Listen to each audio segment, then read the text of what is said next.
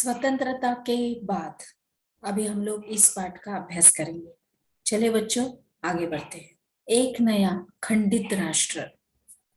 अगस्त 1947 में जब भारत आजाद हुआ तो उसके सामने कई बड़ी चुनौतियां थी। बंटवारे की वजह से 80 लाख शरणार्थी पाकिस्तान से भारत आ गए थे। इन्हीं लोगों के लिए रहने का इंतजाम करना और उन्हें रोजगार देना जरूरी था। इसके बाद रियासतों की समस्या थी। तकरीबन 500 रियासतें राजाओं या नवाबों के शासन में चल रही थी। इन सभी को एक नए राष्ट्र में शामिल होने के लिए तैयार करना एक टेढ़ा काम था। शरणार्थियों और रियासतों की समस्या पर फौरन ध्यान देना लाजिमी था। लंबे दौर में इस नवजात राष्ट्र को एक ऐसी राजनीतिक व्यवस्था भी विकसित करनी थी जो यहाँ के लोगों की आशाओं और आकांक्षाओं को सबसे अच्छी तरह व्यक्त कर सके। 1947 में भारत की आबादी काफी बड़ी थी, तकरीबन 34.5 करोड़। यह आबादी भी आपस में बटी हुई थी। इसमें ऊंची जाति और नीची जाति, बहुल हिंदू समुदाय और अन्य धर्मों को मानने वाले भारतीय भी थे। अभी इस विशाल देश के लोग तरह तरह की भाषाएं बोलते थे। उनके पहनावों में भी भारी फर्क था। उनके खान पान, उनके काम धंधों में भारी विविधता थी। इनकी विविधता वाले लोगों को एक राष्ट्र राज्य के रूप में कैसे संगठित किया जा सकता था। अभी एकता की समस्या के साथ ही विकास भी एक बड़ी समस्या थी और स्वतंत्रता के लिए एकता की समस्या के साथ ही विकास भी एक बड़ी समस्या थी।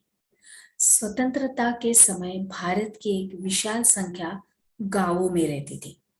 अभी आजीविका के लिए किसान और काश्तकार बारिश पर निर्भर रहते थे और यही स्थिति अर्थव्यवस्था के गैर कृषि क्षेत्रों की भी थी।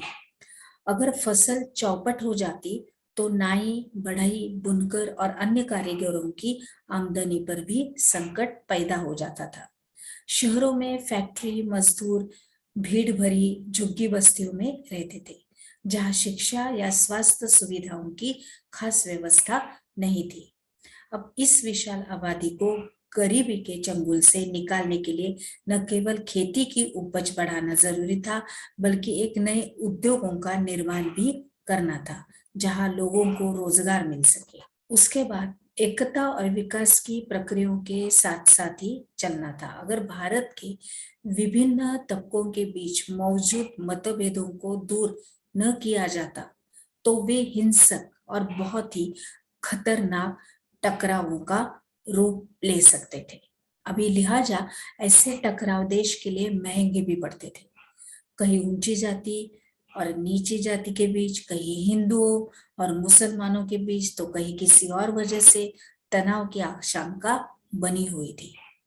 दूसरी तरफ अगर आर्थिक विकास के लाभ आबादी के बड़े हिस्सों को नहीं मिलते हैं तो ज्यादा भेदभाव पैदा हो सकता था और ऐसी स्थिति में अमीर और गरीब, शहर और देहात, संपन्न और पिछड़े इलाकों का फर्क पैदा हो सकता था। अभी नए संविधान की रचना दिसंबर 1946 से नवंबर 1949 के बीच तकरीबन 300 भारतीयों ने देश के राजनीतिक भविष्य के बारे में लंबा विचार विमर्श किया।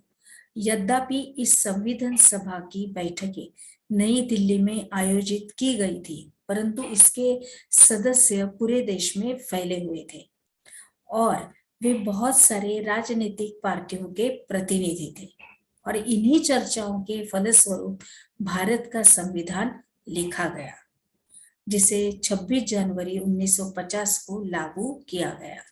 हमारे संविधान की एक खासियत यह थी कि उसमें सार्वभौमिक वयस्क मताधिकार का प्रावधान किया गया था और इसका मतलब यह था कि 21 साल से ज्यादा उम्र के सभी भारतीयों को प्रांतीय और राष्ट्रीय चुनावों में वोट देने का अधिकार था। अब यह एक क्रांतिकारी कदम था और इससे पहले कभी भी भारतीयों को खुद अपने नेता चुनने का अधिकार नहीं मिला था।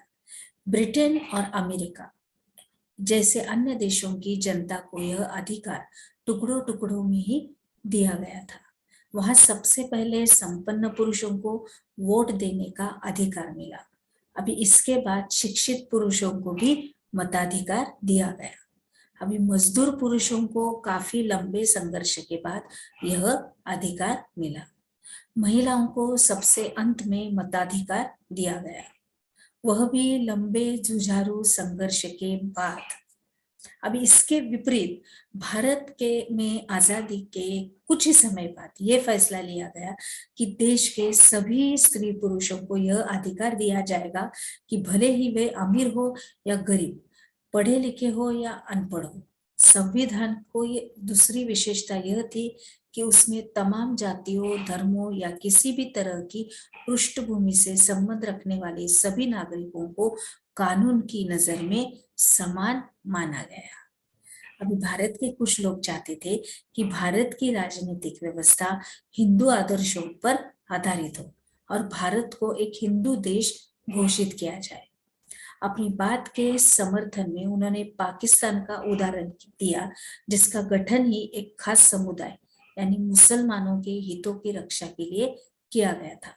परंतु भारतीय प्रधानमंत्री जवाहरलाल नेहरू का स्पष्ट मत था कि भारत हिंदू पाकिस्तान नहीं बन सकता और न ही बनना चाहिए। हमने क्या सीखा? इसके अंतर्गत एक नया खंडित राष्ट्र के बारे में लिखिए, यह आपका आज का प्रश्न है। तो चलिए अभी हम लोग आगे बढ़ते हैं।